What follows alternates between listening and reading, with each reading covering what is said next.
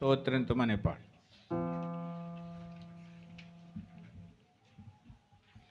పాట సంఖ్య 105, పాత పుస్తకాల్లో 103.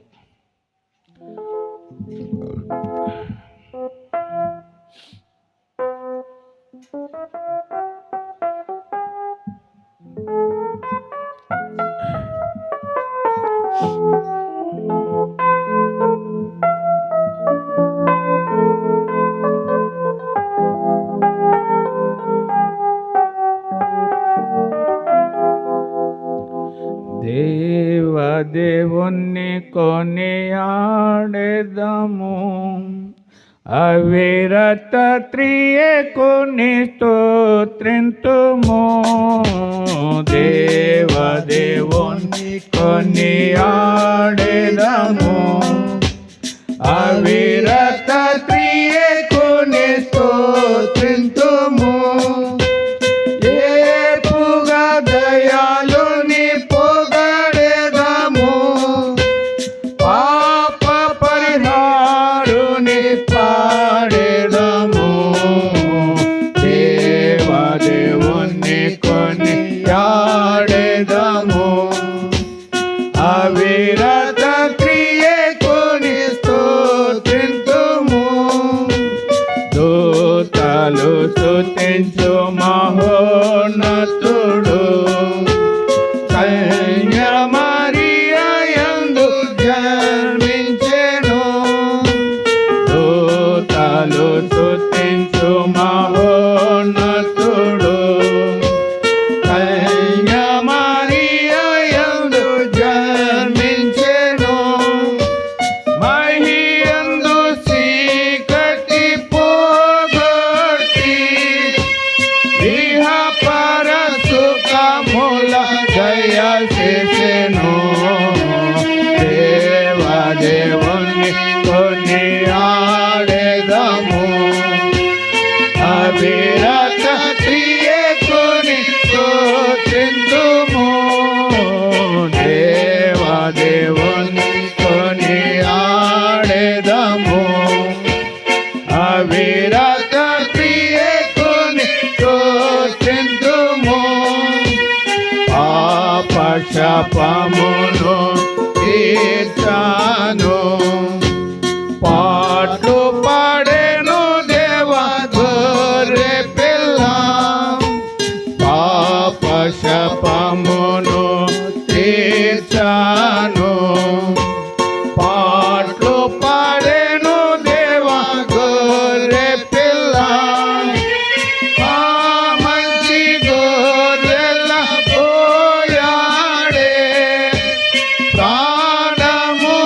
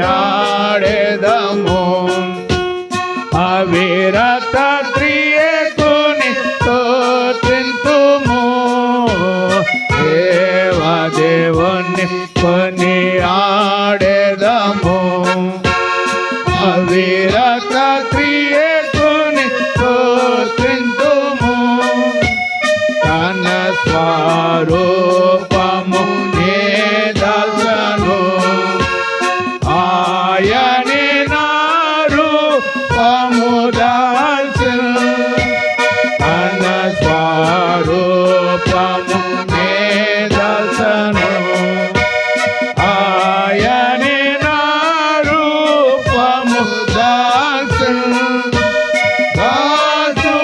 దాసుడనగులను రక్షింప యేసు నరా రూపము దర్శను దేవదేవుని కొని ఆడెదము అవిరత త్రియేకుని స్తుతింతుము దేవదేవుని కొని ఆడెదము అవిరత త్రియేకుని స్తుతింతుము పాతాళ లోకము ఉత్సవాక్ష జాతి అడ్డు గోడ పడగొట్టెను పాతాళ లోకము ఉత్సవాక్ష జాతి అడ్డు గోడ పడగొట్టెను నిత్య జీవంబుని యను వచ్చెను నీతి సూర్యుడు ప్రభు యేసువే దేవదేవుని కొని ఆడెదము అవిరత త్రియేకుని స్తుతింతుము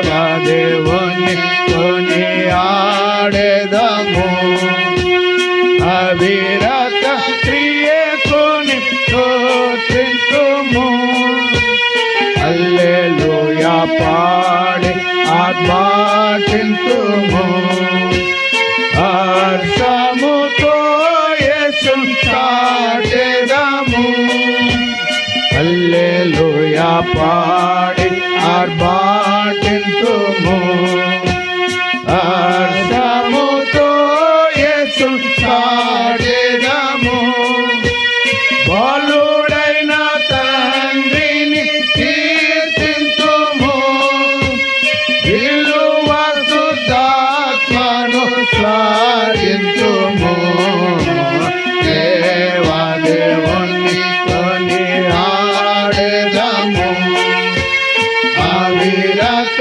త్రియేకుని స్తుతింతుము దేవదేవుని కొని ఆడెదము అవిరత త్రియేకుని స్తుతింతుము ఏపుగా దయాళుని పొగడెదము పాప పరిహారుని పాడెదము దేవదేవుని కొని ఆడెదము అవిరత త్రియేకుని స్తుతింతుము దేవదేవుని కొని ఆడెదము అవిరత త్రియేకుని స్తుతింతుము మరో పాట పాడుకుందాం 128వ పాట పాట సంఖ్య 128 పాత పుస్తకాల్లో 126 దేవాని తలంపులు అమూల్యమైనవి నాయన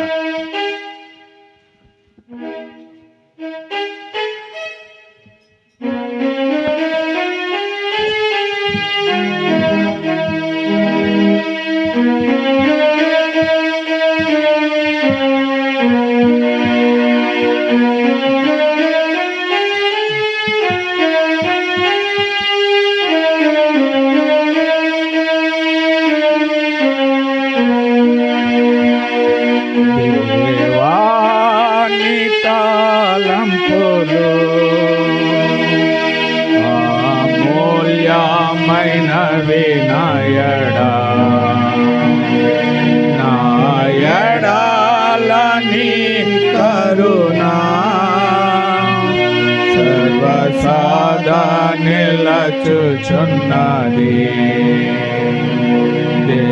దేవాని తలంపులు స్తుతులార్పింతు ప్రభునికు నేడే స్తుతి పాడేద హృదయముతో స్తుతులార్పింతు ప్రభునికు నేడే స్తుతి పాడేద హృదయముతో స్తుతించి వర్ణించి గణపరతు స్తుతించి వర్ణించి గణపరతు నీవే నా రక్షకుడవని దేవాని తలంపులు అమూల్యమైనవి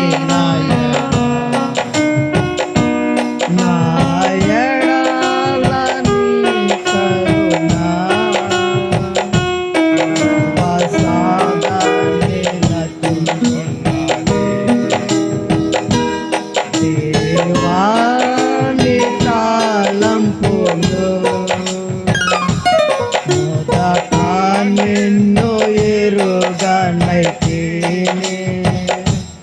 మొదటి నన్ను ఎరిగితిని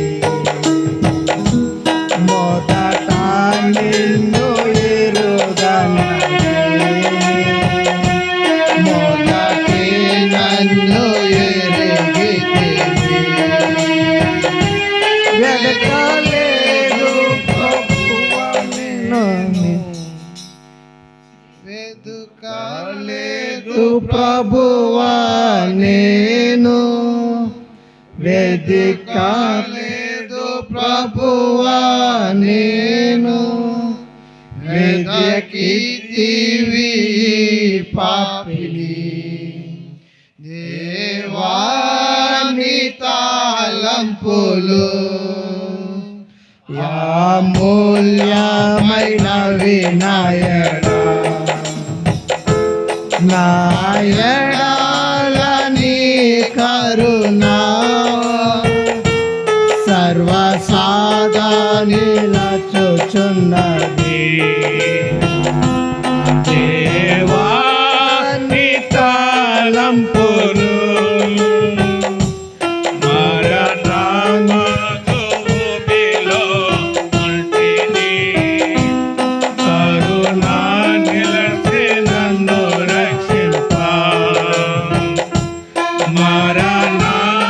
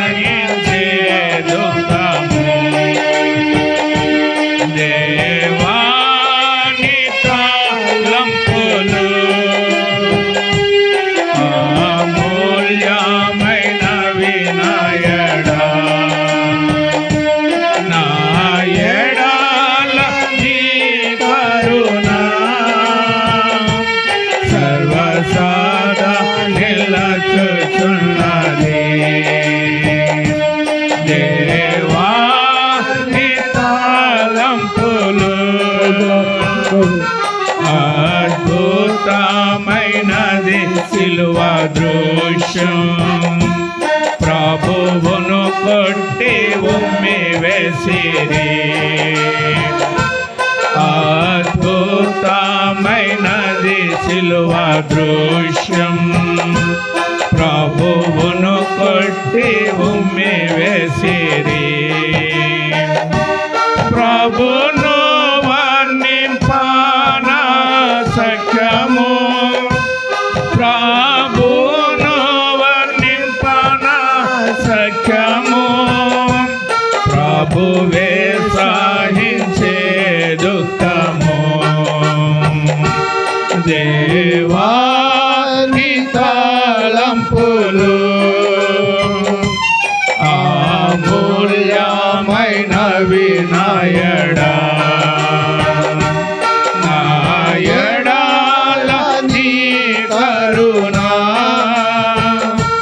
సర్వసాదా నిలచుచున్నది దేవాని తలంపులు ఎట్లో మౌనముగా నుండు ప్రభు చెల్లింపాక స్తోత్ర గీతము ఎట్లో మౌనముగా నుండు ప్రభు చెల్లింపాక స్తోత్ర గీతము కాలమంతా పాడుచుండేదా కాలమంతా పాడుచుండేదా నీ ప్రేమ అపారమైనది దేవా నీ తలంపులు అమూల్యమైనవి నాయడా నాయడాల నీ కరుణ సర్వసాదా నిలచుచున్నది దేవాని తలంపులు. ఆఖరిగా మరో పాట పాడుకుని దేవుని యొక్క వాక్యాన్ని విందాం. 133వ పాట పాడుకుందాం. పాట సంఖ్య 133. సర్వకృపానిధియగు ప్రభువ సకల చరాచర సంతోషం అనే పాట పాడుకుందాం. అందరికి వచ్చిన పాట.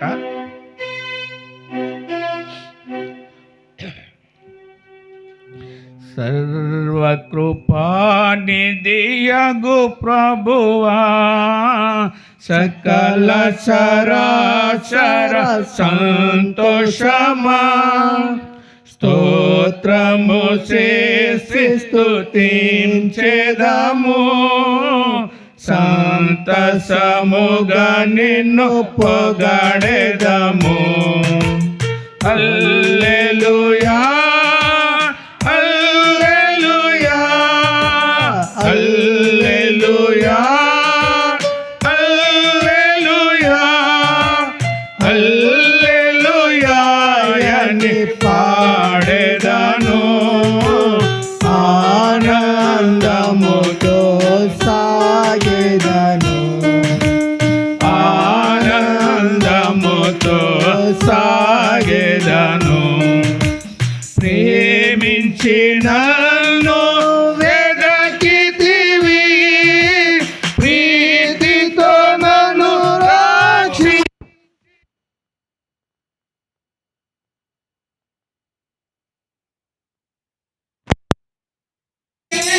ప్రీతితో నన్ను రాక్షించితివి పరిశుద్ధముగా జీవించుటకై ఆపిని నన్ను కరుణించితివి పరిశుద్ధముగా జీవించుటకై ఆపిని నన్ను కరుణించితివి. హల్లెలూయా హల్లెలూయా హల్లెలూయా హల్లెలూయా హల్లెలూయా అని పాడెదను ఆనందముతో సాగెదను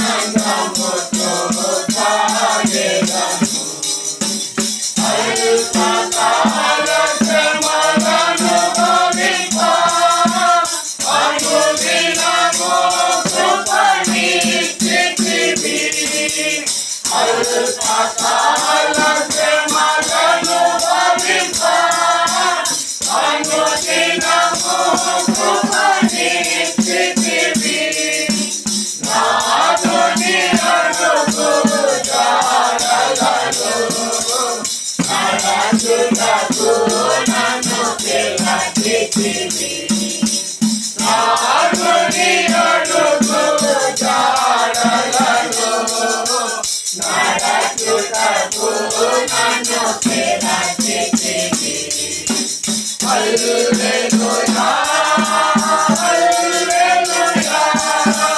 హల్లెలూయా హల్లెలూయా హల్లెలూయా అని పాడెదను ఆనందముతో సాగెదను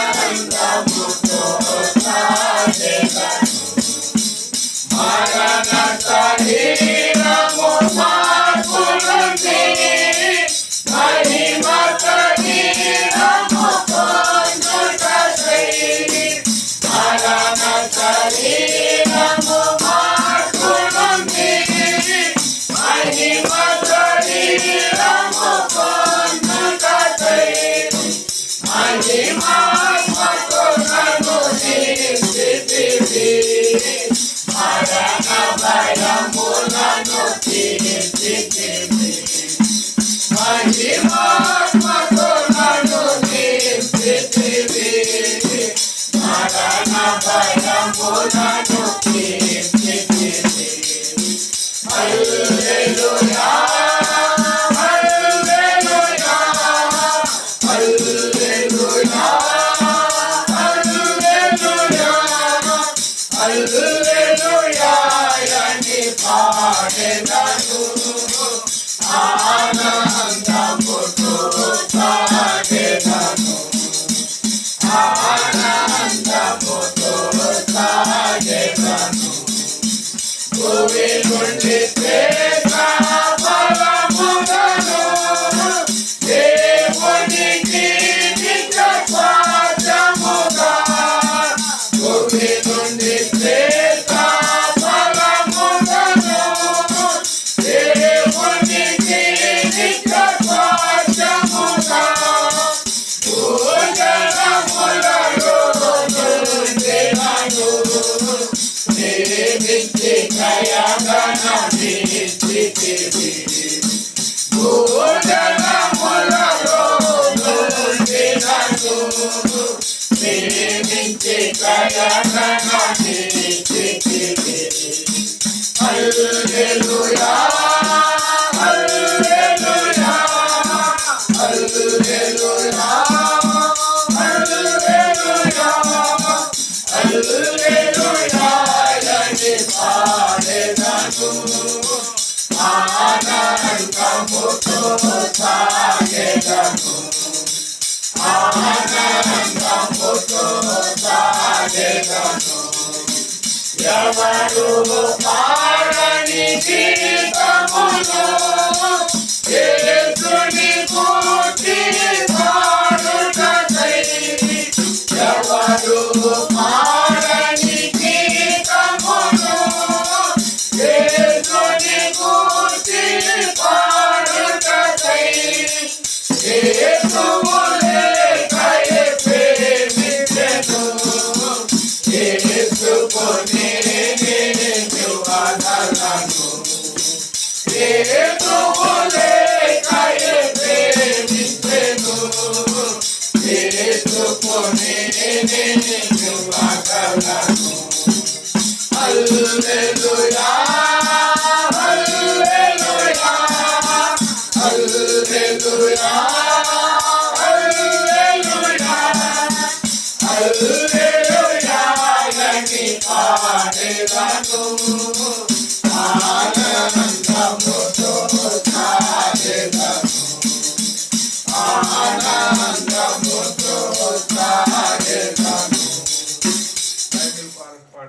యొక్క వాక్యం విందాం. 793వ పల్లవి. పఠింప శ్రేష్ఠ గ్రంథము బైబిల్. పఠింప శ్రేష్ఠ గ్రంథం బైబిల్ 793. ఈ పల్లవి పాడేటాడు మన పరిశుద్ధ గ్రంథాలు మన తలకింద పైగా చూస్తూ కాపాడుకున్నాం.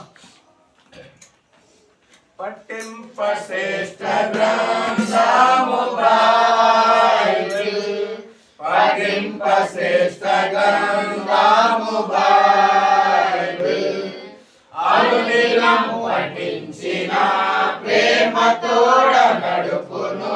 ఓ పఠింప శ్రేష్ఠ గ్రంథము బైబిల్, పఠింప శ్రేష్ఠ గ్రంథము బైబిల్, పఠింప శ్రేష్ఠ గ్రంథము బైబిల్, అనుదినం పఠించిన ప్రేమతోడ నడుపును. ఓ పఠింప శ్రేష్ఠ గ్రంథము బైబిల్.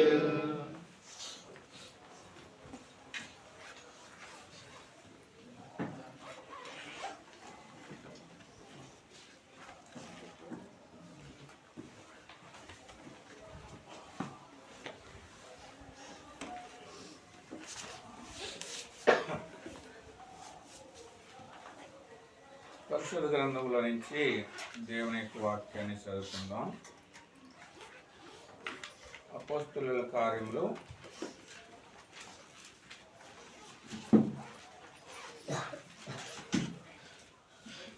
16వ అధ్యాయం.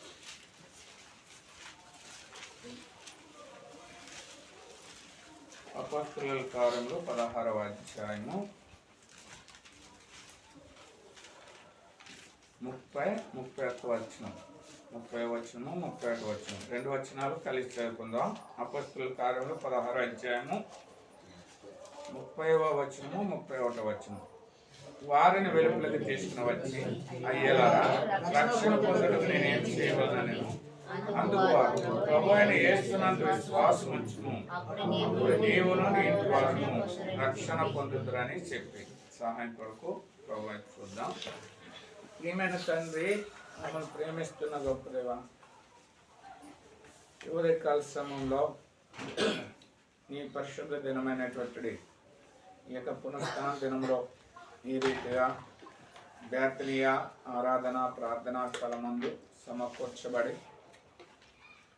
పాటల ద్వారా నిన్ను స్తుతించడానికి మీరు సహాయం చేస్తూ వచ్చినారు. తిరిగి నేను ఆత్మతో సత్యముతో ఆరాధించక ముందు లేఖనాల యొద్దకు వస్తున్నాం. చదువుకున్న లేఖనాల్లో నుంచి అనగా అపోస్తలుల కార్యములు 16వ అధ్యాయం 30వ వచనం 31వ వచనం, ఈ 2 వచనాల ద్వారా మాతో మాట్లాడాలి. మీరు మాట్లాడేటప్పుడు మాకు వినగలిగేటువంటి బుద్ధిని దయచేయండి. విన్నటువంటి వాక్యాన్ని మా యొక్క హృదయంలో గ్రహింపులకు తీసుకుని రండి. ఏదైతే మేము గ్రహిస్తున్నామో దాన్ని అనుసరించడానికి కూడా సహాయం చేయండి. నిలబడుతున్న నిరాశుడు కేవలం నిష్ప్రయోజకుడు, ఏ యోగ్యత లేనటువంటి వాడు. బలపరిచని హస్తాలకు నీ దాసును అప్పగించుకుంటూ నీ సహాయాన్ని కోరుకుంటూ నీ దాసుని కేవలం బోరగా మాత్రం వాడుకుని నీ మెల్లనైన స్వరంతో ఈ లేఖనాల్లో ఉన్నటువంటి సంగతులు మీరే మాకు బోధిస్తూ రమ్మని ప్రభువును రక్షుడైనటువంటి యేసుక్రీస్తు నామములో ప్రార్థన చేసి వేడుకుంటున్నాము తండ్రి.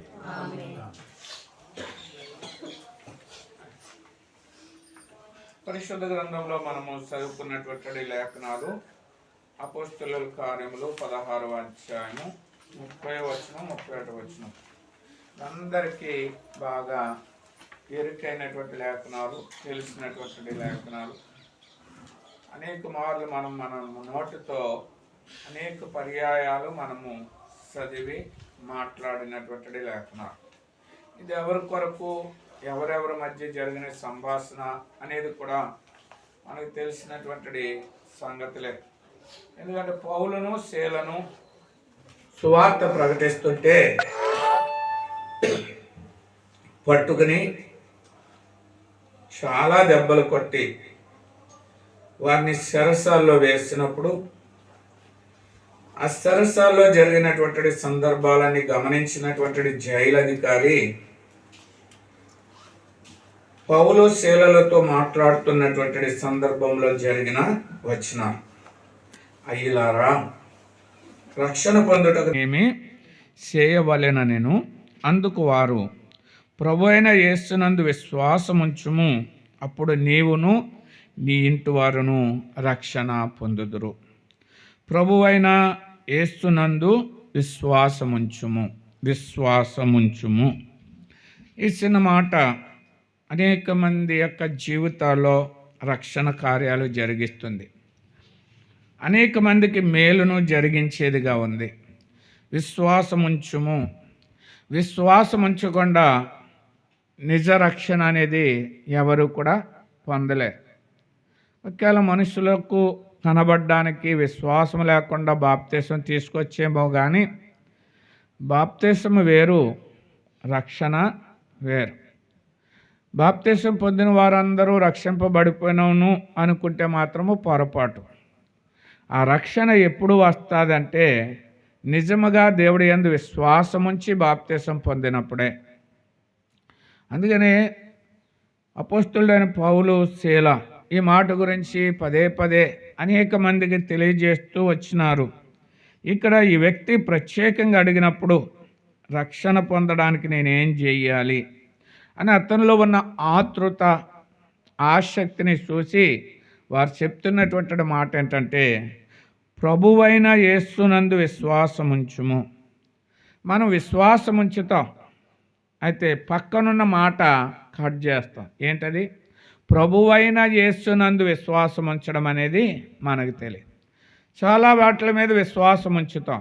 మన బలం మీద మనకు విశ్వాసం ఉంటుంది, మనకున్న జ్ఞానం మీద మనకు విశ్వాసం ఉంటుంది, మనకున్న సంగతుల మీద మనకు విశ్వాసం ఉంటుంది. కానీ ప్రభువైన యేసునందు విశ్వాసం ఉంచాలి. ఇది రక్షణ కలిగజేస్తుంది. ఇది నాలో దేవుడిని ఎరిగినటువంటి మనము రక్షణ పొందినామని చెప్తున్నాం. అయితే ఎలాగ రక్షణ పొందినాం? మనం ప్రభు అయినటువంటి యేసునందు విశ్వాసం ఉంచి రక్షణ పొందినామా? మన సంగతులు మనమే కలిగి ఉండి బాప్తీసం పొందినాను కాబట్టి రక్షింపబడినాను అనుకుంటున్నావా? బాప్తీసపు అనుభవాల్లోనికి ముందుగా, మనం రావడానికి ముందుగా ఈ రక్షించేటువంటి ప్రభు అయినటువంటి యేసుక్రీస్తునందు ఏముంచాలి? విశ్వాసం ఉంచాలి. అప్పుడే మనము నిజమైన రక్షణ అనేది మనం పొందగలిగేటటువంటి వారంగా ఉంటాం. ప్రభు అయినటువంటి యేసుక్రీస్తునందు విశ్వాసం ఉంచడం ద్వారా ఏ కార్యాలు జరిగితే మనలో జరగవలసిన కార్యాలు మనం గుర్తెరగకపోతే, విశ్వాసం ఉంచకపోతే ఏమవుతుందిలే అన్నట్టుగానే మనము ఉంటాం. విశ్వాసం ఉంచడం ద్వారానే కొన్ని సంగతులు జరిగితే, నేను విశ్వాసం ఉంచకుండా బాప్తీసం తీసుకున్నానంటే దేవుడి బిడ్డగా నువ్వు మనుషుల్లో గుర్తింపబడతావేమో, కానీ నిజానికి విశ్వాసం ఉంచి రక్షణ పొందితే అప్పుడు ఈ కార్యాలు నువ్వు చూడగలుగుతావు. ఏంటనేది ఈ సమయంలో కొన్ని సంగతులు మనము జ్ఞాపకం చేసుకుని మనం ముందుకు వెళ్తాం. మొట్టమొదటి సంగతి మనకందరికీ తెలిసిన లేఖనము, యోహాను సువార్త 3వ అధ్యాయం. యోహాను సువార్త 3వ అధ్యాయము 16వ వచనాన్ని అందరం కలిసి చదువుకుంటాం. 16, దేవుడు లోకమును ఎంతో ప్రేమించాడు కాగా ఆయన తన అద్వితీయ కుమారునిగా పుట్టిన వాని యందు విశ్వాసముంచు ప్రతివాడు నశింపక నిత్యజీవము పొందినట్లు ఆయనను అనుగ్రహించి. ఎవరు నశింపక నిత్యజీవం పొందుతారు? విశ్వాసముంచు ప్రతివాడు. అంతేకాని విశ్వాసముంచని వాడు కాదు. దేవుడి యందు ఎందుకు మనం విశ్వాసం ఉంచాలి? ఎందుకు మనం రక్షింపబడతామంటే నశింపక. అవడానికి అందరూ నశించే స్థితిలో ఉన్నారు, కానీ అందరూ నశింపకుండా రక్షింపబడతారంటే అందరూ నశింపకుండా రక్షింపబడరు. యేసుప్రభుని ఎరిగినంత మాత్రాన, యేసుప్రభు ఈ లోకంలోనికి వచ్చినాడని తెలుసుకున్నంత మాత్రాన నశింపకుండా నిత్యజీవం పొందరు. ఎవరనేది స్పష్టంగా చెప్తున్నాడు. ఏమని? పుట్టిన వాని యందు విశ్వాసముంచు ప్రతివాడు. ఎవరు పుట్టారు? ప్రభు అయినటువంటి యేసుక్రీస్తు వారు మానవుల రక్షణార్థమై లోకంలో ఏం చేసినాడు? పుట్టినాడు. అందుకని ఈ దినాల్లో ఎక్కువగా మాట్లాడే మాట అంటే, ఇదిగో దావీదు పట్టణమందు రక్షకుడు మీ కొరకు పుట్టి ఉన్నాడు. ఈయన ప్రభు అయినటువంటిది యేసుక్రీస్తు అని చెప్తున్నాడు. కానీ పుట్టిన వాని యందు ఏముంచాలి? మనము విశ్వాసం ఉంచాలి. వినటం కాదు. యేసు ప్రభుని విన్నంత మాత్రాన ఏమి రాదు? రక్షణ రాదు. నశించే స్థితి నుంచి నువ్వు తప్పించబడవు. అందుకనే రోమీలకు రాసిన పత్రికలోని మనం వెళ్తే యేసు ప్రభుని గురించి వింటే ముందుగా ఏం కలుగుతుంది? విశ్వాసం కలుగుతుంది. ఈ విశ్వాసం నేనేం చేస్తుందంటే నశింపకుండా నిత్య జీవము పొందేటట్లు చేస్తుంది. నేనెందుకు నశిస్తాను అని అనుకుంటావా అనేది మనం గమనిస్తే వద్దామా? లూకా సువార్త 19వ అధ్యాయం మనకందరికీ తెలిసిన ఒక మాట, ప్రభు అయినటువంటి యేసుక్రీస్తు వారే స్వయంగా చెప్పినటువంటి మాట. ఆయన గురించి వ్రాయబడిన మాట ఏంటనేది గమనిస్తే కనుక 19వ అధ్యాయము 9వ వచనాన్ని 10వ వచనాన్ని కలిసి చదువుకుంటాం. అందుకు యేసు, ఇతడును అబ్రహాము కుమారుడే, ఎందుకనగా నేడు ఈ ఇంటికి రక్షణ వచ్చి ఉన్నది. నశించిన దానిని వెదకి రక్షించుటకు మనుష్య కుమారుడు వచ్చినని అతనితో చెప్పాను. నశించే దానిని కాదు. ఇక్కడ మాట జాగ్రత్తగా గమనించాలి. నశించిన దానిని మాట ఒక్క అక్షరం మారితే చాలా అర్థం మారిపోదు. నశించే దానిని అనగా నశించే తర్వాత ఎప్పుడో నశిస్తుంది, అది కాదు. లేకపోతే నశించబోయే అనేది కాదు. ఇక్కడ ఏమంటున్నాడు? నశించిన దాని. ఆల్రెడీ ఏమైపోయింది? అది నశించిపోయింది. మానవుడి యొక్క ఆత్మ నశించింది. ఈ నశించిన దానిని వెతికి రక్షించడానికి యేసు ప్రభు వారు ఈ లోకంలోనికి వచ్చినాడు. నేను ఎప్పుడో నశిస్తాను, అప్పుడు చూసుకుందాలే కాదు. ఆల్రెడీ నువ్వేమన్నా ఎలాగున్నా నశించిన స్థితిలో ఉన్నావు. అందుకని యెషయా గ్రంథంలో ఓ భక్తుడు అంటున్న మాట మనం గమనిస్తే గనక యెషయా గ్రంథము 6వ అధ్యాయం, యెషయా గ్రంథము 6వ అధ్యాయము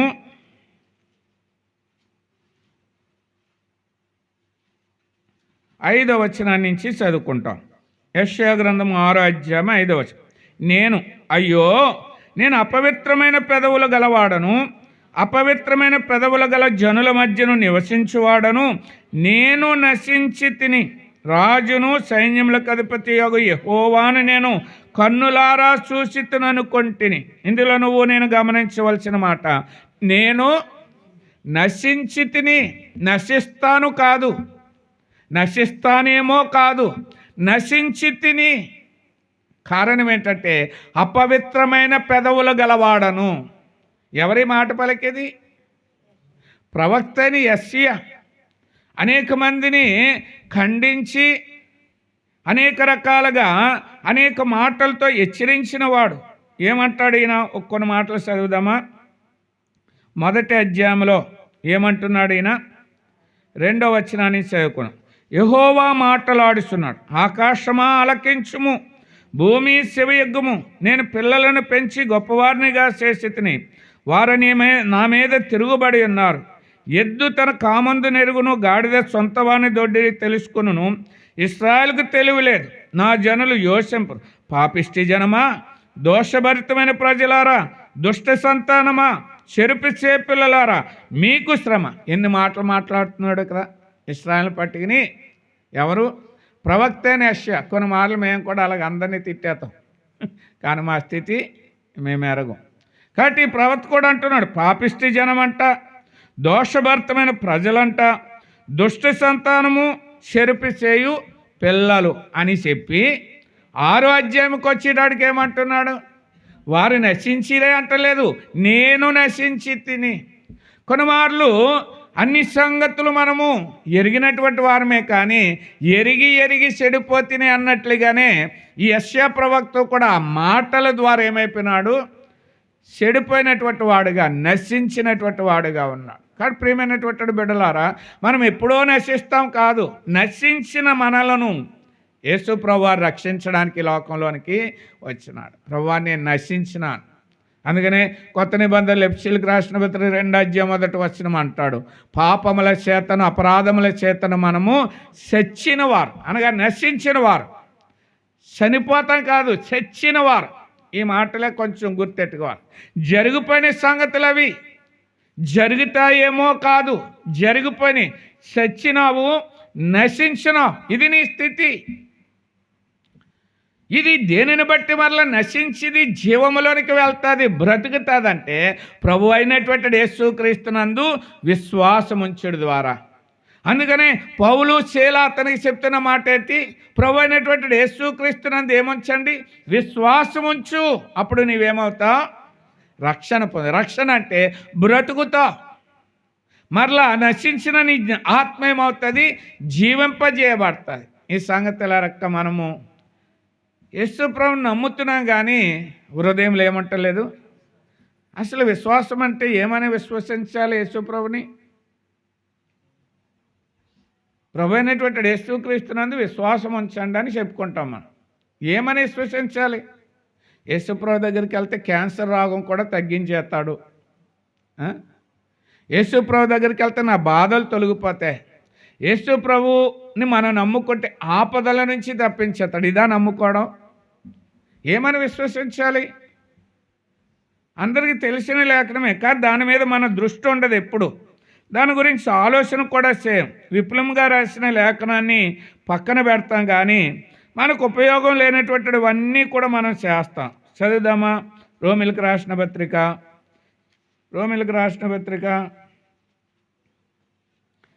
10వ అధ్యాయము 9వ వచనాన్ని కలిసి చదువుకుంటాం. 10వ అధ్యాయం 9వ వచనం. అదేమనగా, యేసు ప్రభువని నీ నోటితో ఒప్పుకుని దేవుడు మృతులలో నుండి ఆయనను లేపునని నీ హృదయమందు విశ్వసించిన ఎడల నీవు రక్షింపబడదువు. ఏమని విశ్వసించాలంట? ఆయన ప్రభువని ఒప్పుకోవాలి. ఆయనను దేవుడు మృతులలో నుండి లేపినాడని. నువ్వు నమ్మేటువంటి దేవుడు చనిపోయిన వాడు కాదు, సమాధిలో ఉన్నవాడు కాదు, దేవుని చేత లేపబడిన వాడు, సజీవుడైన దేవుడని నమ్మాలి, విశ్వసించాలి. సజీవుడైన దేవుడు ఏమవుతాడు? లేపబడిన దేవుడు, బ్రతికిన దేవుడు ఏమవుతాడు? నువ్వు ప్రార్థిస్తే ఆలకించగలుగుతాడు.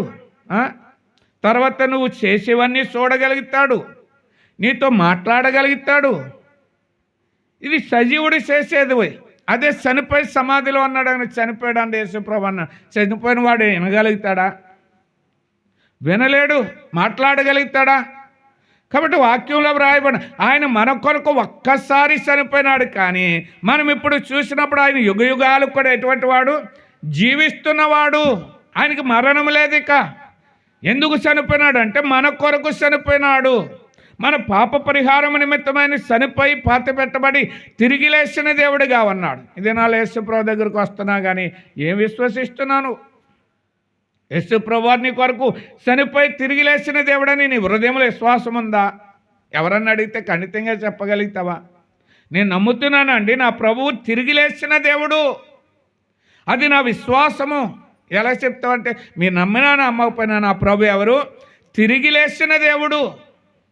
ఇది పూర్తి విశ్వాసంతో చెప్పాలి. ఇలాగ విశ్వసిస్తే గనక నువ్వు నశించిన స్థితిలో నుంచి ఏమవుతావు? నువ్వు నశించిన అంటే ఇజ్కేలు గ్రంథంలో రాసినాడు, నీ ఎముకలన్నీ ఏమైపోయినాయి? ఎండిపోయినాయి కదా, అక్కడక్కడ సెల్లాసెదురుగా పడిపోయినాయి. నశించిపోయినా ఎందుకు పనికిరాదు ఆ ఎముకలు. అటువంటి ఆ ఎముకలన్నింటినీ దేవుడు ఏం చేసినాడు? మరలా సమకూర్చినాడు, దాని మీద నరాలు పెట్టినాడు, మరలా శరీరం అమర్చినాడు, జీవం ఇచ్చినాడు. ఇది ఎంత ఎప్పుడు జరుగుతుందంటే నువ్వు విశ్వసించినప్పుడు. ప్రభువన్నీ నోటి తప్పుకుని హృదయంలో ఆయన సజీవుడని విశ్వసించినప్పుడు నువ్వేమవుతా? నశించిన స్థితి నుంచి నువ్వు విడుదల పొందుతావు. అందా ప్రియమైన సహోదరి, నమ్ముతున్నావా? గతంలో నేను నశించితిననే సత్యాన్ని ప్రవక్త అని యెషయా ఒప్పుకుంటున్నాడండి. అనేక మందికి వాక్యాన్ని బోధించిన ప్రవక్త ఒప్పుకుంటున్నాడు, నేను నశించి తిని. నువ్వు అనుకుంటున్నావా నేను బాగా పాడగలుగుతాను, లేకపోతే నేను వాక్యం బాగా చెప్పగలుగుతాను, నేను అనేక మందిని రక్షించినాను అంటే కాదు. మొట్టమొదటిగా నువ్వు కూడా ఒకప్పుడేంటి? నశించి తిననేటువంటి అనుభవం నీలో కలిగి ఉండాలి. ఆ సత్యాన్ని నువ్వు ఎరగకపోతే. అందుకని పౌలు కూడా అంటాడు, నేను పాపులలో ప్రధానుడను. కొంతమంది అంటారు నేను నీతిమంతుడను, మీరందరూ పాపులు అనేటువంటి అభిప్రాయంలో ఉంటారు. మనం అందరము పాపులే, ఏ భేదమున లేదు. అందరూ పాపం చేస్తున్నవారు. బోధించేవాడు పాపం చేస్తున్నాడు, వినేవాడు పాపం చేస్తున్నాడు. అందరూ కూడా ఏ భేదము లేకుండా అందరూ పాపం చేస్తున్నారు. పాపం చేసిన ప్రతివాడు కూడా మొట్టమొదటిగా ఏం చేయాలి? పాపాన్ని ఒప్పుకోవాలి. ఎస్ఏ ఒప్పుకుంటున్నప్పుడు నీవు నేను ఎంతటి వారం ఒప్పుకోవడానికి? అపొస్తలుడైన పౌలే ఒప్పుకుంటున్నాను, నేను పాపుల్లో ప్రధానుడినని. నువ్వు ఎందుకు ఒప్పుకోకపోతే నీకేమి లేదు, ఇంకా పాపక్షమాపణ లేదు. పాపాలు ఒప్పుకుని దేవుని దగ్గర విశ్వాసం ఉంచి నన్ను రక్షించడానికి, నన్ను నశించిన నన్ను మరలా బ్రతికించడానికి లేపబడిన దేవుడు అనేటువంటి విశ్వాసం నీలో ఉండాలి. ఇదేనాళ్ళటువంటి విశ్వాసం లేదు కాబట్టి ఇంకా మనం ఎందులో ఉన్నాం? నశించిన స్థితిలోనే ఉన్నాం. అక్కడ ఉన్న యెషయా చాలా వాక్యాలు చెప్తున్నాడు, అందరినీ గద్దిస్తున్నాడు. కానీ ఏ స్థితిలో ఉన్నాడు? ఇంకనప్పటికీ నశించే స్థితిలోనే ఉన్నాడు. ఎప్పుడైతే నేను నశించితినని ఒప్పుకున్నాడో అప్పుడు బ్రతికింపబడ్డాడు. దేవుడి కొరకు గొప్ప కార్యాలు చేసేవాడుగా చేయబడ్డాడు. పాపాలు ఒప్పుకోనంత కాలం నువ్వు రక్షణ పొందినా సరే నశించే స్థితిలో ఉన్నావు. అందుకని యేసు ప్రభువు ఆ లేఖనం చెప్తుంది, విశ్వసించు ప్రతివాడును నశింపకేం పొందుతాడంట? నిత్యజీవం పొందుతాడు. విశ్వసించు ప్రతివాడును. ఈ మాట ఎప్పుడైనా గమనించినావా? విశ్వసించని వాడు ఎవ్వడు కూడా ఏం పొందడు? నశించే స్థితి నుంచి తప్పించబడి నిత్యజీవము పొందడు. ఈ సంగతి ఎరిగితే ధన్యులు. మొట్టమొదటిగా ఎందుకు పౌలు అతన్ని ప్రభువైన యేసుక్రీస్తునందు విశ్వాసం ఉంచమంటున్నాడంటే, విశ్వసించిన వారు ఏమవుతారంటే నశించే స్థితిలో నుంచి నిత్య జీవార్థమైనటువంటి అనుభవంలోనికి వస్తారు. రెండోదిగా యేసు ప్రభుని ఎందుకు విశ్వసించాలి? మనము ఆయన విశ్వసించడం ద్వారా మనకు కలిగేటువంటి మేలేంటనేది గమనిస్తే కనుక వద్దమా. రెండోదిగా గలతీలకు రాసినటువంటి పత్రిక, గలతీ పత్రిక 3వ అధ్యాయము, గలతీలకు రాసినటువంటి పత్రిక 3వ అధ్యాయము 22వ వచనాన్ని చదువుకుంటాం. 3వ అధ్యాయము 22వ వచనం.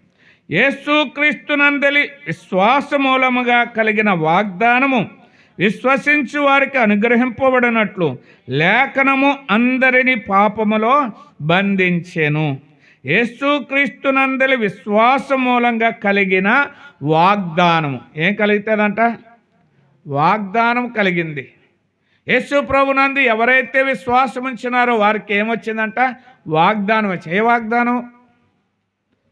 వాగ్దానం కలిగింది. మేము వాగ్దానం కలిగింది ఇంకా రాలేదని 31st అయితే ఇంకా మేము తీసుకోలేదు వాగ్దానం. 1వ తారీఖుని చెప్తాం ఏ వాగ్దానం వచ్చిందంటవా? ఆ వాగ్దానం వేరు, సంవత్సరం పొందే వాగ్దానం వేరు. ఎప్పుడైతే ప్రభువునందు విశ్వాసం ఉంచినావో నీ జీవితకాలం అంతా సరిపోయి ఒక వాగ్దానం దేవుడు చేసినాడు. ఏంటా వాగ్దానము? అది విశ్వసించిన వారికే కలుగుతుంది అనేది మనం గమనిస్తే యోహాను రాసిన మొదటి పత్రికలో దేవుడు చెప్తున్నటువంటి మాట. యోహాను భక్తుడు రాసిన మొదటి పత్రిక 2వ అధ్యాయము 25వ వచనాన్ని చదువుకుంటాం. యోహాను రాసిన మొదటి పత్రిక 2వ అధ్యాయము 25వ వచనం. నిత్య జీవము అనుగ్రహించుననున్నదియే ఆయన తానే మనకు చేసిన వాగ్దానము. తానే మనకు చేసిన వాగ్దానము. మనకు అనగా ఎవరికి? యేసు ప్రభునందు విశ్వాసం ఉంచిన వారికి ఆయన మనకు చేసిన వాగ్దానం ఏంటంటే నిత్య జీవము అనుగ్రహించును. నిన్ను నశించిన స్థితి నుంచి తప్పించినాను. ఏ జీవం ఇస్తాను? జీవం ఇస్తాను అంటలేదు, నిత్య జీవము. ఇంకా నశించే స్థితి లేకుండా నిత్యము జీవించేటువంటి జీవం ఇస్తానని దేవుడు వాగ్దానం చేసినాడు. ఈ వాగ్దానం అసలు నీకు గుర్తుండదు, నీకేంటి ఎవరికీ గుర్తుండదు. యేసు ప్రభుని విశ్వసిస్తారు కానీ దేవుడు అసలు నీకు మొట్టమొదటికి ఇచ్చిన వాగ్దానం ఏంటంటే రక్షణ పొందినప్పుడు బాప్తీసం ఇచ్చిన వాగ్దానం చెప్తారు కానీ ఈ వాగ్దానం ఎవరు చెప్పరు. దేవుడు మొట్టమొదటిగా ఎవరు తనను విశ్వసించినప్పుడు కూడా విశ్వసించిన ప్రతి ఒక్కరు కూడా పొందే మొట్టమొదటి వాగ్దానం ఏంటంటే నిత్య జీవము పొందుతారు. ఈ సంగతి తెలిగితే దాన్ని ఈ నిత్య జీవము డబ్బుతో వచ్చేది కాదు. ఈ నిత్య జీవము ఎక్కడెక్కడో దొరికేది కాదు. యేసు ప్రభు ద్వారానే అది అనుగ్రహింపబడేటువంటిదిగా ఉంది. ఎందుకంటే ఆయనలో జీవం ఉంది. ఆ జీవం అందరికీ కూడా జీవాన్ని ఇస్తుంది. కాబట్టి రెండో సంగతి, దేవుడి యందు విశ్వాసం ఉంచడం ద్వారా కలిగే రెండో మేలు ఏంటంటే, నశించిన వాడు ఇప్పుడు ఎందులోనికి వచ్చినాడు? నిత్య జీవంలోనికి వచ్చినాడు. ఇంకెప్పుడు కూడా అతడు ఏమవుడు? నశించడు, నిత్యము జీవిస్తూనే ఉంటాడు. ఇంకా నశిస్తాననేటువంటి ఆలోచన లేనే లేదు. ప్రియమైనటువంటి బిడ్డలారా, ఈ నిరీక్షణ నీకుందా? నేను నిత్య జీవము కలిగిన వాడిని. నేను దేని నుంచి తప్పించబడ్డాను? నశించే స్థితి నుంచి తప్పించబడ్డాను. దేవుడు యందు విశ్వాసం ఉంచకపోతే కనుక నువ్వు నశించే స్థితిలో ఉన్నావు. అది ఇంకా నశించే స్థితి నీకు లేదు. ఇది దేవుని బిడ్డలకు మాత్రమే. ఒకేలా లోకంలో దేవుడు యందు విశ్వాసం ఉంచకుండా యేసుప్రభు దగ్గరికి వెళ్తూ వస్తున్నావా? జరిగితే కార్యాలు, రోగం తగ్గుతుంది, ఐశ్వర్యం కలుగుతుంది, లోకంలో ఘనత వస్తుంది, అన్నీ వస్తాయి విశ్వసించకుండా యేసుప్రభుని వెంబడించేవారికి. అందుకనే ఎక్కడైనా అద్భుతాలు జరుగుతున్నాయి అంటే శేషాలు పట్టుకుని ఎందుకు వెళ్తారు?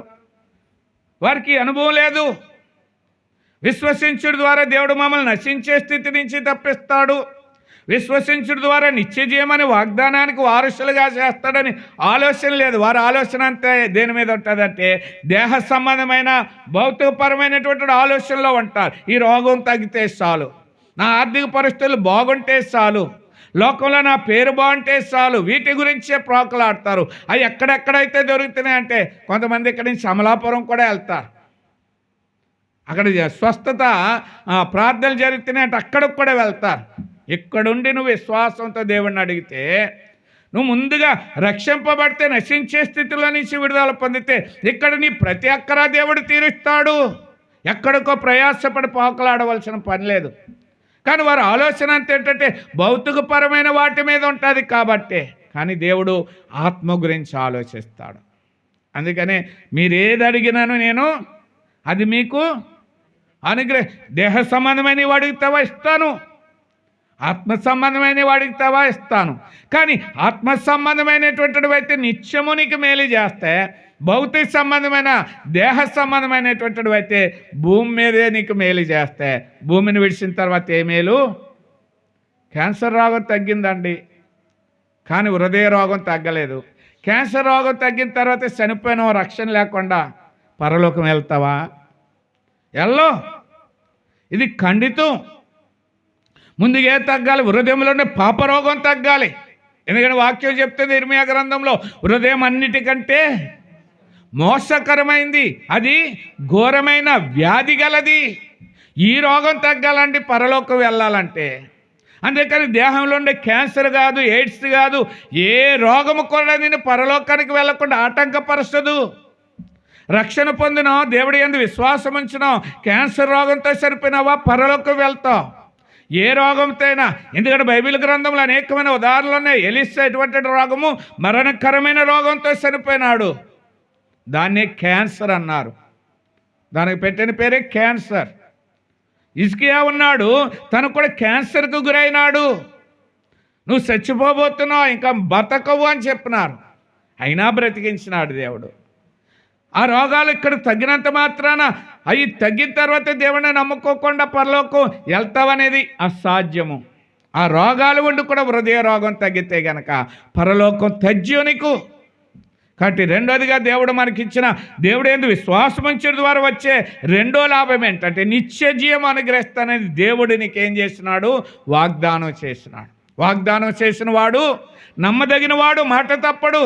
ప్రభువా నాకు నిత్య జీవం ఇస్తానన్నా, ఎందుకు ఇవ్వమంటే ఇస్తాను అంటాడు. మాట తప్పేవాడు కానే కాదు. నువ్వైతే మాట తప్పుతావు. ఈరోజు ఒక మాట, రేపు ఒక మాట, తర్వాత గంటకి మాట మారుతాడు. కానీ యేసు ప్రభువారు అటువంటి వారు కాదు. నువ్వు నమ్మిన దేవుడు అటువంటి వాడు కాదు. ఒక్కసారి వాగ్దానం చేస్తే వాగ్దానాన్ని నెరవేరుస్తాడు. ఆ వాగ్దానాన్ని స్వతంత్రించుకోవాల్సిన బాధ్యత ఎవరికి ఉందంటే నీకుంది.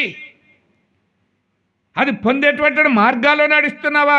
అయ్యో నాకు వాగ్దానం చేసినాడు కాబట్టి నేను ఎలాగైనా వెళ్ళిపోతానంటే పొందో. ఆ నిత్య జీవాన్ని పొందేటువంటి రీతిగా భూలోకంలో ఏం చేయాలి? జీవించాలి. అప్పుడే మనం మేలు పొందుతాం. మూడోదిగా గమనిస్తే, ఎందుకు యోహాను పౌలు శీలలు అతని యేసు ప్రభునందు విశ్వాసం ఉంచండి అప్పుడు రక్షణ పొందుతావని ఎందుకు చెప్పినారు? ఆయన యందు విశ్వాసం ఉంచడం ద్వారా కలిగే మూడో మేలు ఏంటనేది గమనిస్తే గనక వద్దామా? తిమోతికి రాసినటువంటి మొదటి పత్రిక 3వ అధ్యాయము తిమోతికి రాసినటువంటి మొదటి పత్రిక 3వ అధ్యాయము 13వ వచనాన్ని అందరం కలిసి చదువుకుంటాం. 3:13. పరిచారకులై ఉండి ఆ పనిని బాగుగా నెరవేర్చిన వారు మంచి పదవిని సంపాదించుకుని క్రీస్తు యేసునందు విశ్వాసమందు బహుధైర్యము గలవారగుదురు. క్రీస్తు యేసునందు విశ్వాసమందు ఏమంటారంట? బహుధైర్యం. దేనికి బహుధైర్యం? విశ్వాసం ద్వారా బహుధైర్యం వస్తుందంట. దేని గురించి బహుధైర్యం? ఇంకా మరణం గారికి ఏం చేయడు ఇతడు? పోనవండి, పోతే నా ప్రభు దగ్గరికి వెళ్తాను. ఈరోజు చనిపోతే నేను ఎక్కడికి వెళ్తాను? నేను అసలు చనిపోతే నేను ఎందుకు భయపడాలి? నేను చనిపోతానంటే ఏంటి? నా యొక్క ఆలోచన నా ప్రభు దగ్గర ఉంటాను, అంతే కదా. ఈ మరణం గురించి భయపడవలసిన పని నాకేముంది? అందుకని పౌలు ధైర్యంగా చెప్తున్నాడు. ఏమని? చనిపోతే నాకు సావైతే నాకు లాభము. నేను వెడలిపోయి ఎక్కడ ఉంటాను? నా ప్రభువుతో ఉంటాను. అది అతనుకున్న ఆలోచన. మరణం అంటే ఏమి లేదు అతనికి, భయం లేదు, బహుధైర్యం వచ్చింది మరణం అంటే. ఒకప్పుడు ఒక మరణానికి భయపడ్డాడు. ఏ మరణానికి? వద్దమ్మా రోమిలకు రాసినటువంటి పత్రికలు ఆయన మాట్లాడుతున్న ఒక మాట గమనిస్తే,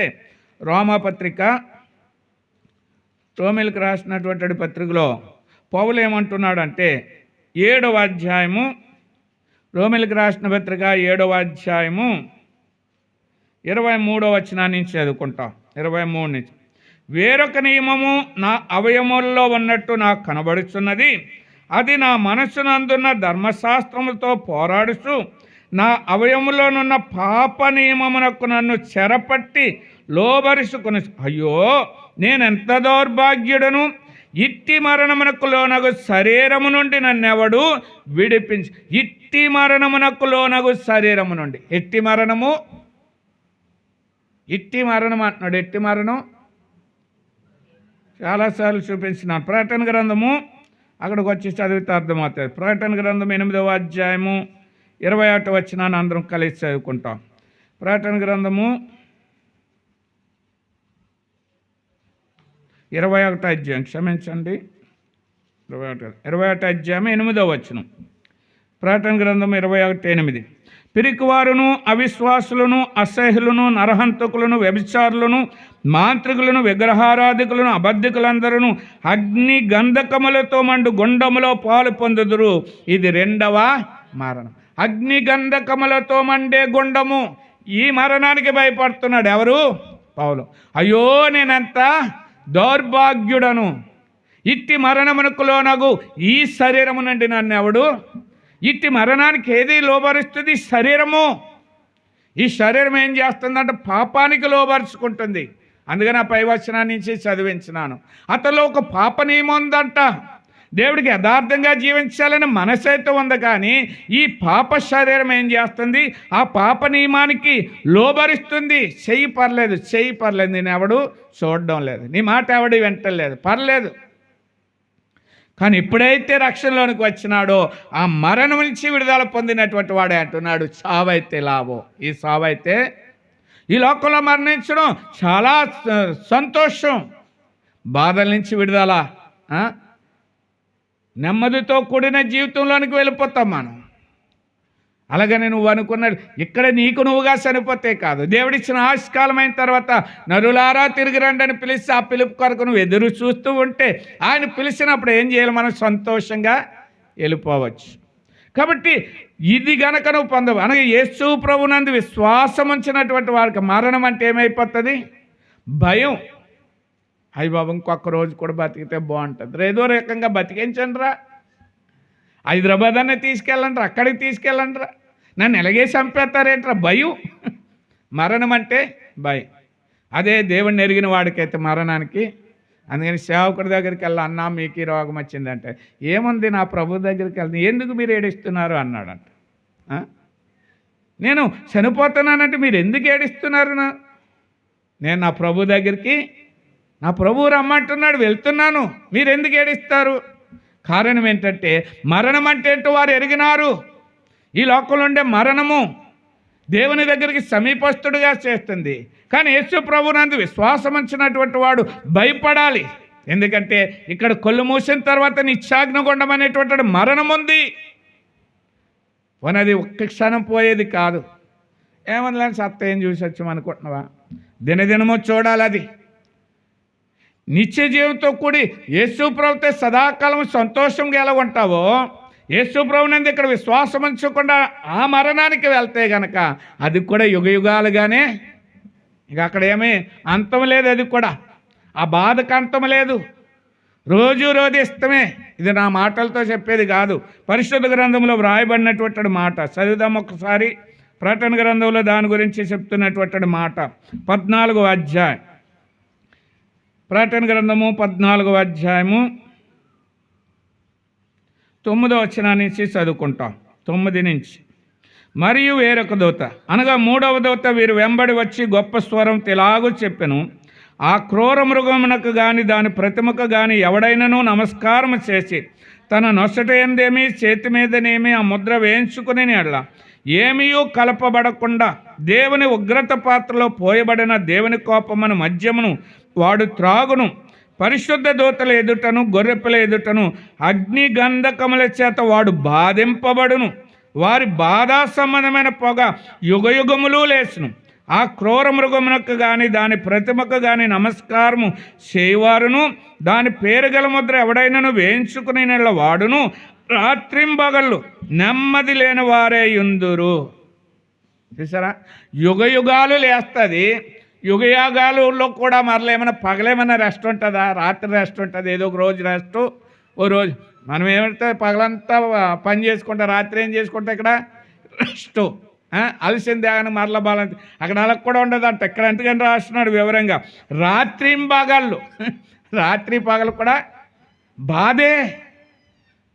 చచ్చిపోదామనికి ఎక్కడో దూకుతాడట, అక్కడ కాలువ దొరికితే చచ్చిపోయినట్టుగా ఉంటాడు. మరలా తేలి వచ్చేసి ఇక్కడ ఉంటాడు. ఇక అక్కడ మరణం ఉండదు, అక్కడ మరణం ఉండదు, ఇక్కడ మరణం ఉండదు. దేనికి? ఆత్మకు. పురుగు సావదు, అగ్ని మాత్రము ఆరదు. ఇది సావదు, అగ్ని మాత్రం ఆరదు. బాధ, వేదన చెప్తుంటే తేలిగ్గా ఉందా? ప్రియమైనటువంటి సహోదరుడు, ఒకసారి అనుభవిస్తున్నట్లు ఒక ఇమేజ్లోనికి వెళ్ళి చూడు కదా. ఇమేజ్లోకి వెళ్ళమంటే అది జరిగితే ఎలాగుంటుంది ఊహించుకోవడం అన్నమాట. నేను ఇప్పుడు నరకంలో ఉన్నాను, సాతానుతో మాట్లాడుతున్నాను, ఆడ నా మీద అగ్ని వేస్తున్నాడు, ఎలాగుంటుంది? నిప్పుల మీద వేస్తుంటే అబ్బా ఎయ్యబ్బా బాగుందబ్బా ఎయ్యబ్బా అంటావా? ఒక్కొక్క నిప్పు పడతా ఉంటే ఇక్కడ కాలినట్టుగానే కాలిపోతుందంట.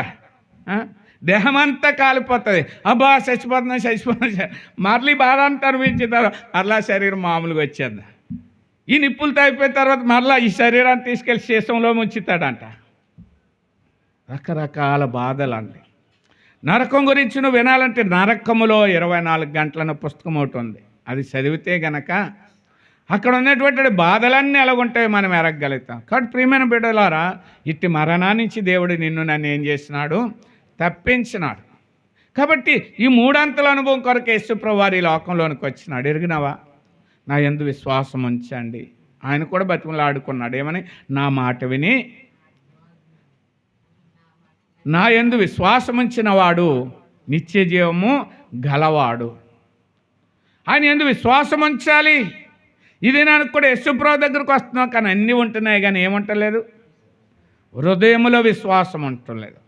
యేసుప్రభుని నోటితో ఒప్పుకుని దేవుడు ఆయనను మృతులలో నుండి లేపనని హృదయమందు విశ్వసించిన ఎడల, అందుకనే పౌలు ఆ యొక్క శీల అతనికి చెప్తున్న మాట, చిన్న మాట, ప్రభు నందు వేసినందు విశ్వాసం ఉంచుము, అప్పుడు నువ్వు విశ్వాసం ఉంచినావా?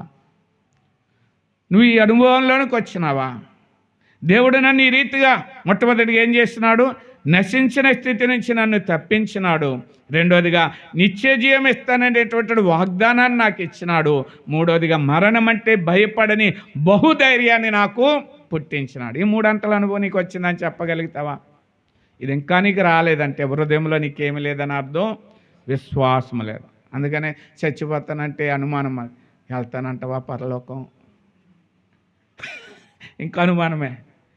యేసుప్రభు నా కొరకు సిద్ధపరిచిన ఆ రాజ్యానికి వెళ్తానా, నరకానికి వెళ్తానా? పౌలైతే ధైర్యంగా చెప్తున్నాడు, ఇదిగో నా పరుగు కడముట్టించి తిని విశ్వాసమును నా కొరకు నరకం గురించి అసలు ఏ బైబిల్ అక్కడే చెప్తున్నాడు, నా కొరకు నీతి కిరీటం ఉంచబడిందని. నువ్వు కూడా అట్టి విశ్వాసంలోనికి వస్తే నువ్వు చెప్తావు, నేను చనిపోతే నేను నా ప్రభువుతోనే ఉంటాను, నరకానికి నాకేమీ సంబంధం లేదు, ఆ మరణానికి నాకేం సంబంధం లేదు, ఆ నరకం నుంచి నేను తప్పించబడ్డాను. ఇది ఎరిగితే దానిలో అట్టి విశ్వాసం కలిగి ఉంటే ప్రభుని ఆరాధించు. నిజమే ప్రభు, ఒకప్పుడు నేను ఎందులో ఉన్నాను, నశించే స్థితిలో ఉన్నాను. ఒకప్పుడు వాగ్దానం లేనటువంటి వాడుగా ఉన్నాను. ఒకప్పుడు మరణం అంటే ధైర్యం లేనటువంటి వాడుగా ఉన్నాను. ఈనాడు నన్ను ప్రేమించి నన్ను రక్షించి నీ యందు విశ్వాసం ఉంచడం ద్వారా ఈనాడు నశించే స్థితి నుంచి నన్ను జీవములోనికి తీసుకుని వచ్చినావు. నీ యందు విశ్వాసం ఉంచడం ద్వారా ఈనాడు నిత్య జీవం ఇస్తానని వాగ్దానం నాకు చేసినావు. నీ యందు విశ్వాసం ఉంచడం ద్వారా ఈనాడు బహుధైర్యం కలిగిన వాడుగా చేసినావు. నీకు వందనాలయ్యా. నా డబ్బు నాకు ఇవ్వలేదు, నా బలము నాకు ఇవ్వలేదు, నా బంధువులు నాకు ఇవ్వలేదు, నా తల్లిదండ్రులు నాకు ఇవ్వలేదు, లోకంలో ఏది కూడా నాకు ఇవ్వలేదు. నువ్వు అక్కడవే దీన్ని ఇచ్చినావు కాబట్టి నిన్నే నేను ఆరాధిస్తాను, నిన్ను తప్ప నేను దేన్ని కూడా ఘనపరచననేటువంటి తీర్మానంతో దేవుడిని ఆరాధిస్తావా? దేవుడు నిన్ను కోరుకునేది అదే, రెండు మాటలు. నువ్వు నాకు ఇచ్చిన స్థితిని బట్టి నిన్ను స్తుతిస్తున్నాను, ఘనపరుస్తా. పెద్ద ఆరాధన ఏమక్కర్లేదు, 2 మాటలు. ప్రభువా నన్ను జ్ఞాపకం చేయి, నా స్థితి ఎరిగి నాకు ఇచ్చిన ఉన్నతమైన స్థితిని బట్టి నిన్ను ఆరాధిస్తున్నానయ్యా, నీకు వందనాలైనా చెప్పు. దేవుడు సంతోషిస్తాడు. ముందున్న సంగతుల కొరకు నిన్నేం చేస్తాడు, సిద్ధపరిచేవాడు. అట్టి ధన్యత పరిశుద్ధాత్ముడు మనకు అనుగ్రహింపచేయను గాక. మోకరిద్దాం. కొంత సమయం ఒక సహోదరి ఒక సహోదరుడు దేవుణ్ణి ఆరాధిద్దాం.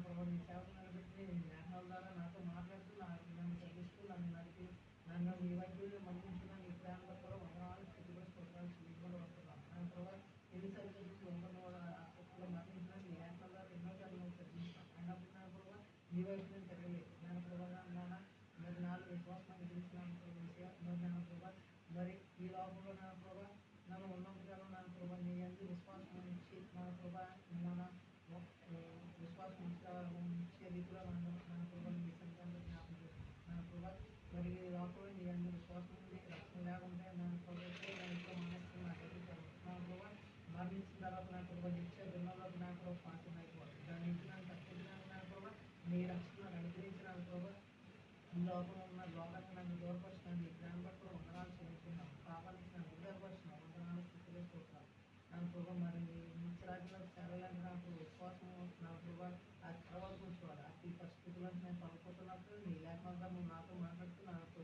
నన్ను మార్చి నా ప్రభావ నా సమాధానం అనుభవిస్తూ నన్ను నీ రక్షణ నడిపిస్తున్న నీ ప్రేమ బట్టి వందనాలు స్థితిలో స్తోత్రాలు చెల్లించుకుని వస్తున్నాయి ఇంత గొప్ప రక్షణ నీ ద్వారా నాకు అందించిన నీ ప్రేమ బట్టి మరోసారి వందనాలు చెల్లించుకుంటాను నన్ను ప్రభావించిన నా పట్ల నా కుటుంబ పక్షాన నువ్వు చేస్తున్న మేలు కార్యాలు బట్టి కూడా వందనాలు చెల్లించుకుంటూ ఆరోగ్య పట్లను నన్ను ప్రవేశించిన పనులను నా ట్రైనింగ్ ఇస్తున్నాను నాకు ఎంతగానో సహాయం చేసి నడిపిస్తున్నాను నీ ప్రేమ బట్టి కూడా వందనాలు స్థితిలో స్తోత్రాలు చెల్లించుకుంటాను ఇంత గొప్ప రక్షకుడిగా నువ్వు నాకు ఉన్నందుకు వందనాలు చెల్లించుకుంటూ నా ప్రభుత్వం రక్షకులను ఇస్తున్నాము స్థితి ఆరాధన నీకే సమర్పించుకుంటాను నా దేవా ఆమేన్.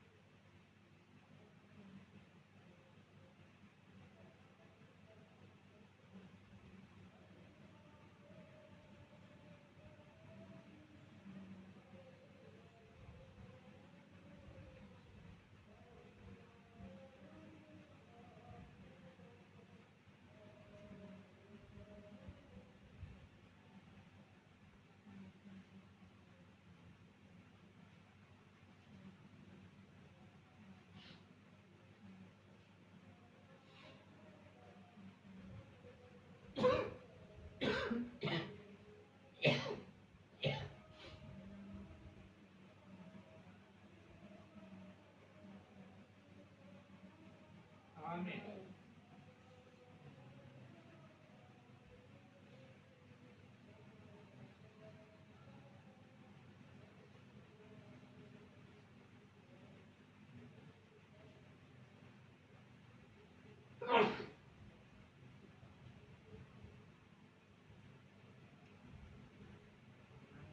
ఆమేన్.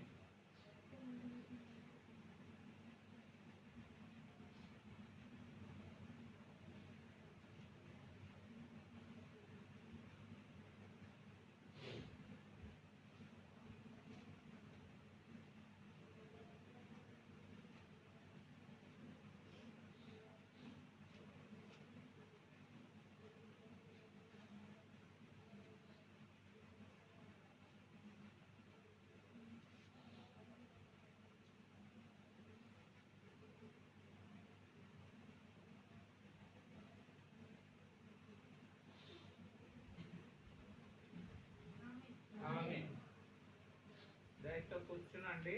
అందరూ ఆరాధన కొరకు ఒక పాట పాడుకుందాం.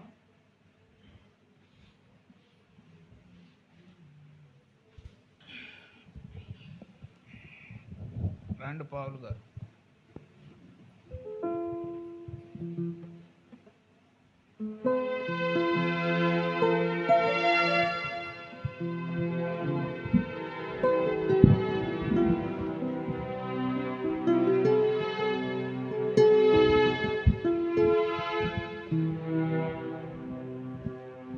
నూట 64వ పాట పాడుకుందాం. మన దగ్గర ఉన్న పాటల పుస్తకాల నుంచి 164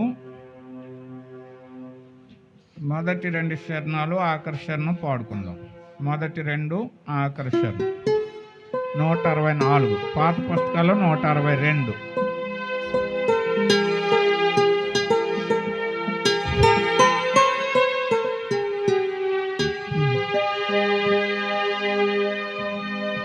నీదు విశ్వాసత మా ప్రభు యేసు అంతరిక్షమునధిగమించెను. నీదు విశ్వాసత మా ప్రభు యేసు అంతరిక్షమునధిగమించెను. నిన్ను ప్రేమించి నీ ఆజ్ఞలను అనుసరించు మనుజావళికి నిన్ను ప్రేమించి నీ ఆజ్ఞలను అనుసరించు మనుజావళికి నిబంధనను స్థిరముగా చేసి నిబంధనను స్థిరముగా చేసి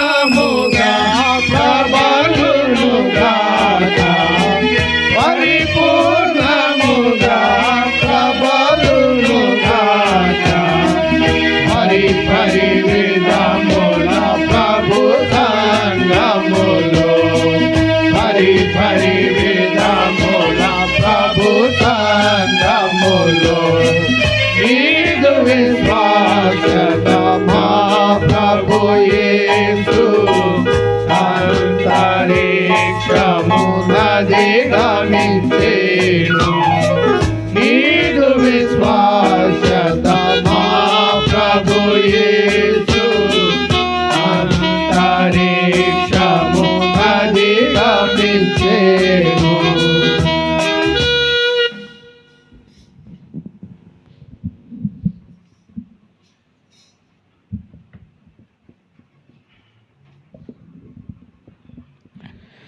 మరోసారి దేవుని యొక్క లేఖనాన్ని చదువుకుందాం. అపోస్తులుల కార్యములు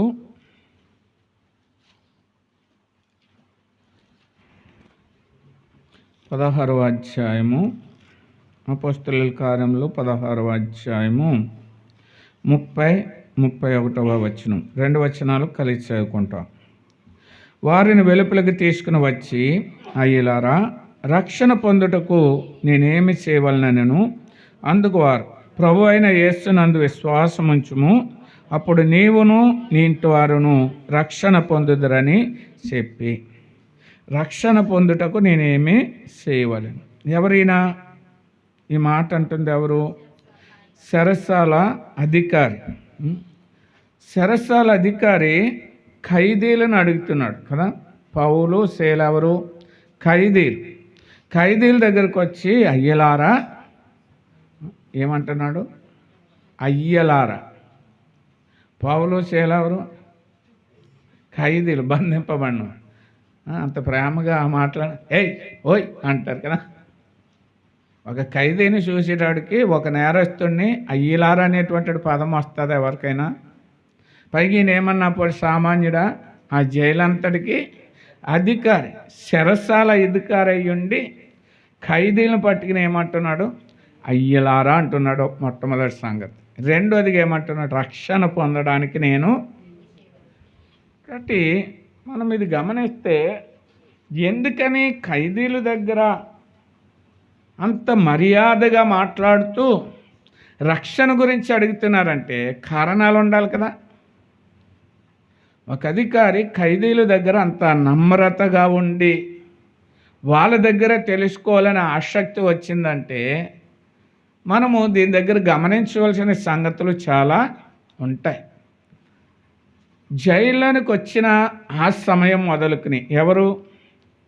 పౌలు శీల జైల్లోనికి వచ్చిన సమయం మొదలుకుని, మరలా అక్కడ భూకంపం వచ్చి జైల్లో నుంచి వారు విడుదల పొందేంత వరకు కూడా ఈ జైలు అధికారి ఎవరిని గమనిస్తున్నాడు? పౌలు శీలలను గమనిస్తున్నాడు. ప్రియమైన బిడ్డలారా, రక్షణ పొందిన తర్వాత లోకంలో మనలను గమనించేవారు ఉంటారు. నిన్ను గమనించినప్పుడు నీ దగ్గర తెలుసుకోవాలనే ఆసక్తి పుట్టించాలి అనేక మందిలో. నిన్ను చూసినటువంటి వారికి నీ మీద గౌరవము పుట్టేటువంటి ప్రవర్తన మనలో ఉండాలి. ఈ దినాల్లో అలా ఉందా? క్రైస్తవులు అంటే ఏమైపోతున్నారు? ఈ దినాల్లో హేళన చేయబడుతున్నారు. క్రైస్తవులు అంటే రకరకాలుగా మాట్లాడుతున్నారు. కారణం ఏంటంటే, మన ప్రవర్తన సరిగ్గా లోకంలో చూపించలేకపోతున్నాం. మన క్రియలు అనేక మందికి కనపరచలేకపోతున్నాం. యేసుప్రభు అన్నారు, నేను లోకమునకు వెలుగు, మీరు కూడా లోకానికి వెలుగు. కాబట్టి అనేక మందికి మీ వెలుగు కనపరచండి, మీ వెలుగును దీపస్తంభం మీద పెట్టండి అంటున్నాడు. అనేక మంది దాని వైపు రావడానికి ఉంటుందా మనకి? పౌలు శీలలను గమనించినప్పుడు మాత్రము అదేమవుతుంది? కనబడుతుంది. ఆ యొక్క జైలధికారి గమనిస్తూ వచ్చినప్పుడు ఆ జైలధికారి అంటున్నాడు, అయ్యలారా. ఏమంటున్నాడు? అయ్యలారా అంటున్నాడు. తర్వాత రక్షణ పొందడానికి నేను ఏమి చెయ్యాలి అనేటువంటి మాట. కాబట్టి ఏమి చూసి, మీరేమనుకుంటున్నారు? ఏం చూసి అలాగడిగాడు అయ్యలారా అంటున్నాడు? వాళ్ళ ఏమి చూసి వచ్చింది? ఒక్కరోజు చూశాడు కదా. ఒక్కరోజు గమనించినాడు. ఒక్క రోజులో వారిని అయ్యలారా అని సంబోధించేటువంటి స్థితిలోనికి వచ్చినాడంటే ఏం చూసినాడు? ఇందులో కొన్ని సంగతులు సమయాన్ని బట్టి మనం జ్ఞాపకం చేసుకుని బల్లలు ఏకీవించడానికి వెళ్తాం. మొట్టమొదటి ఏం చూశాడు అంటే చదువుదామా? 23వ వచనం నుంచి. వారు చాలా దెబ్బలు కొట్టి వారిని చెరసాలలో వేసి భద్రంగా కనిపెట్టవలనని చెరసాల నాయకునికి ఆజ్ఞాపించి అతడు అట్టి ఆజ్ఞను పొంది వారిని లోపలి చెరసాలలోనికి త్రోసి వారి కాళ్లకు బొండ వేసి బిగించెను. అయితే మధ్యరాత్రి వేళ పౌలును శీలయు దేవునికి ప్రార్థించుచు కీర్తనలు పాడుచూ నుండిరి, ఖైదీలు వినుచుండిరి. ఇది ఎవరు చూశాడు? జైలు అధికారి చూసినాడు. ఏం చేస్తున్నారంటే వారిని బొండలు బిగించి చెరసాలలో బంధించినప్పుడు మధ్యరాత్రి వేళ పౌలు శీలయు దేవునికి ప్రార్థించుచు కీర్తనలు పాడుచుండిరి. ఇన్ని దెబ్బలు కొట్టినప్పుడు ఈ చెరసాల నాయకుడు, అనేక మంది ఖైదీలు వస్తున్నారు వెళ్తున్నారు. ఇటువంటి సందర్భాలు జరిగినప్పుడు ఆ దెబ్బలు తిన్నవారు దెబ్బల్ని చూసుకుంటానో, దాని గురించి ఏడుస్తూ రోధిస్తూనో, నా బతుకిలాగైపోయిందంటే నా అనుకుంటానో వస్తున్నారే. ఎవరు చూసినా సరే ఇదే పరిస్థితులు గుండగా వెళ్తున్నారు, వేదన చెందుతున్నారు, బాధపడుతున్నారు, రకరకాలైన అనుభవాలు కలిగి ఉన్నారు. కానీ ఈ దినాన్ని పౌలు శీలను కనిపెట్టినప్పుడు ఇది ఒక వింతగా కనిపించింది. పోనీ ఏమన్నా ఒక్క దెబ్బ కొట్టారని రాసిన, చాలా దెబ్బలు కొట్టి చెరసాలలో త్రోసి బొండ వేసి బిగించి ఇన్ని సందర్భాలు జరుగుతున్నప్పుడు కూడా వారు ఏడవడం లేదంట, దెబ్బలను కనీసం చూసుకోవడం లేదంట. వారు ఏం చేస్తున్నారంట? ప్రార్థన చేస్తున్నారు. రెండోదిగా అనగా పాటలు పాడుతున్నారు. వారు దేవుని యొక్క బిడ్డలు, సత్యం ఎరిగిన వారు. మనము సత్యం ఎరుగుతాం కానీ సత్యాన్ని పక్కన పెడతాం, అసత్యాన్ని ఏం చేస్తాం? మనము వెంబడిస్తాం. ఏమని చెప్తుంది వాక్యము? సత్యం ఏం చెప్తుంది అనేది గమనిస్తే వద్దామా? యాకోబు భక్తుడు రాసినటువంటి యాకోబు పత్రిక 5వ అధ్యాయము 13వ వచనాన్ని చదువుకుంటాం. 5వ అధ్యాయం 13వ వచనం.